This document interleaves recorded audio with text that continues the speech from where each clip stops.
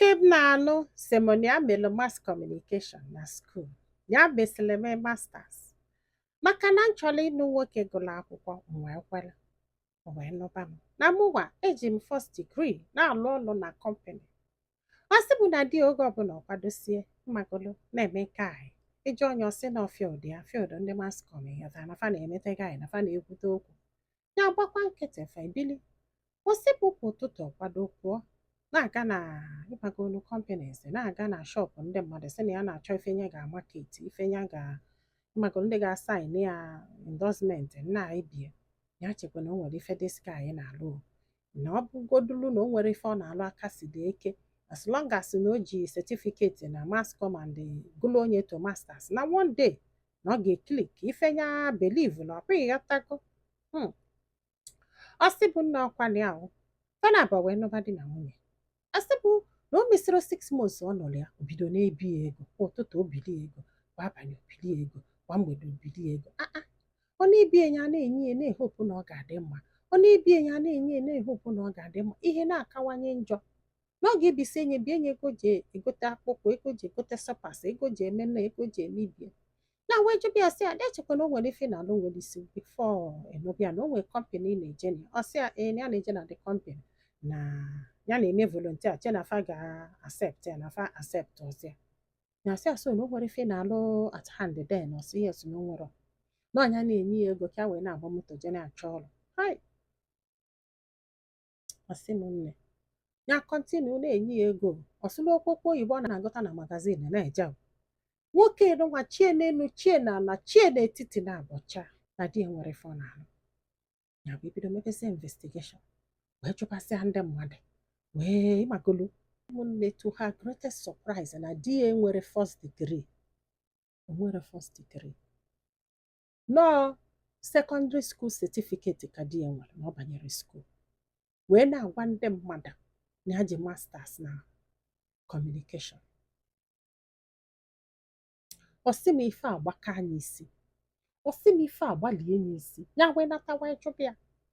Ọ sị ya gịnị wee mezienụ ma education ka ọ na-anụ. Ihe anwụ niile gụrụ akwụkwọ kedu ndị ka asụ oyibo and enyekwukwe n'ife ọmarọ na maka na ezigoro ya certificate. Onye azụgozie nye certificate o wee prove which means na ọ trọsụrụ ya. Ya wee sị ya na ọ dị eke ebu na ya chọrọ ịfụ certificate gị. Ọ sị m ndị ya amagolo maka ihe o kwuru kịta afa akị asụ oyibo na ndị otu ebe afọ gị anọ wee mara. Ya wee sị mba ihe abụrụ ife a ga-eme o. Na ife a abụrụ ife a ga-eme. Ya wee sị ya na ya chọrọzi. Oche na ya na-egwu egwu ọ pụọ one day ya wee je ha ya tụ ụlọ kwakpuo n'ụlọ afọ. Ọ sị m di ya wee bịa wee sị ya na egwu ada atụ ya na ọ hapụrụ obe di ya wee gbara akwụna wee bịa ebe wee mee nna wee mee ibie. Ya wee kpọọ polisi. Polisi wee bịa wee sị awụpụ okwu kọtụ. Ya wee wepụ okwu kọtụ wee lụọ wee sị ha na ya chọrọzi na nna ihe ọ gwara ya na nna ihe ọ gwara ya. Ya wee lụta ọbụlụ na eziokwu na ọ gụrụ akwụkwọ na-asị ka ọ sị ya sị jụọ ya. Ewee jụọ ya sị ya ọ sị na ya ji masters na communication. Ọ sị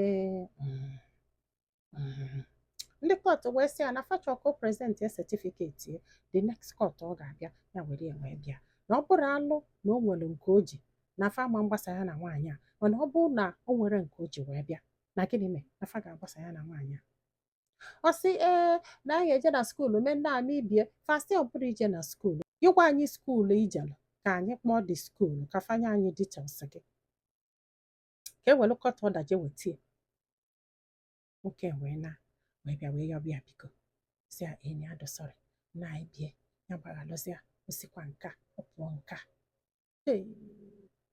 Na ụfọdụ ndị mmadụ ife a na-anụ na di na nwunye dị egwu and na Naịjirịa bụ na o nwere etu ị ga-esi wee malụ nọ ife onye kwutere ọ gụrụ ya.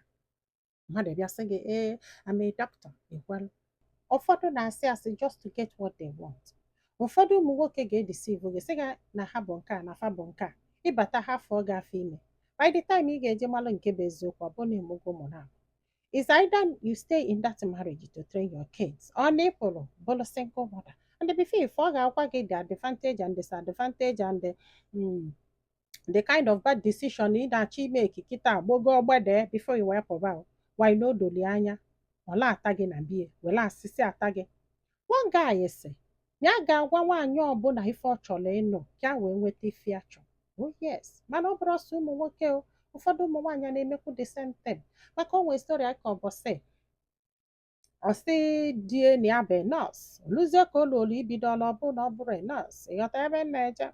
Ọ dị na nwoke na nwaanyị ọ bụrụ na n'obodo dị civilized enough enwere ike echekibetụrụ online ịghọta na ụdị asị na nwa adịrị oke.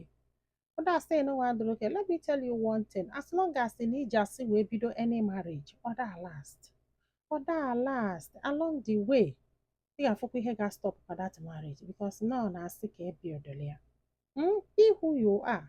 Ịgbala akwụkwọ na-asụ oyibo magazin ma ọ bụsalụ nwunye gị zi tụlee one or two.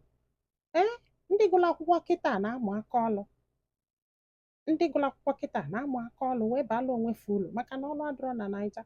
Ndị gụrụ akwụkwọ ji ezigbo setifiketi enwetara ọlụ na gị nwa na-asụ okpokpo oyibo ga-enweta ọlụ idisivu nwa mmadụ onye be gị nri na-ebi gị so ego afụ niile o biri gị nwere nke ị kwụrụ. Dịka ọsị m na jọji si na ọ ga-akwụkpọdo ụgwọ mana ife dozidi abụ ya da edobe record of those money ya na-enye ya na-enye ewute obie niile na-eche mgbe ọ ga-enweta ọlụ ka ife dolofa na mma na ya mara na onye bụ nnọọ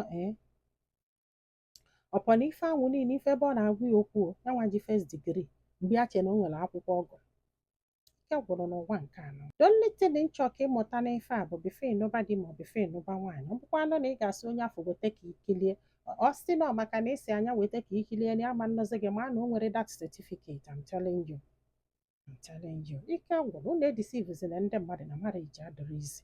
Ndị marriage ọbụla ịlatala mmadụ na ya otu afọ ka one day ị ga-alapụgakwu ya. Ndị be anyị daalụ nọ ọ dị n'ụbọchị ọzọ.